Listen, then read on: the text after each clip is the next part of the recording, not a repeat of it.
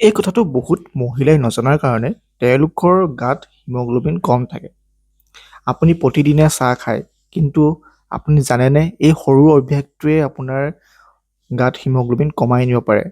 আৰু আপুনি যদি এগৰাকী মহিলা হয় তেনেহ'লে আপুনি এই কথাখিনি জনাটো অতি প্ৰয়োজনীয়।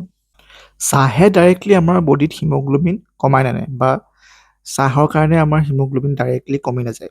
কিন্তু চাহত থকা টেনিন আৰু পলিফিনছে আমি খোৱা খাদ্যত থকা আইৰণৰ লগত সংযোগ হৈ এই আইৰণটো বডিত এবজৰ্পশ্যনত বাধা দিয়ে, যিটো কাৰণে হিমোগ্ল'বিন কম হয়।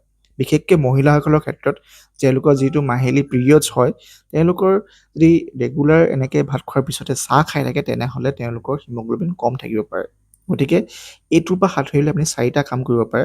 প্ৰথমটো হৈছে ভাত খোৱাৰ পিছতেই লগালগে চাহ নাখাব। 2 নম্বৰতে ভাত আৰু চাহৰ মাজত এটলিষ্ট 1 আৱাৰ বা 2 আৱাৰ গেপ ৰাখিব। আৰু যদি আপুনি আইৰণ টেবলেট খাই আছে, আইৰণ টেবলেটৰ লগত কেতিয়াও চাহ নাখাব।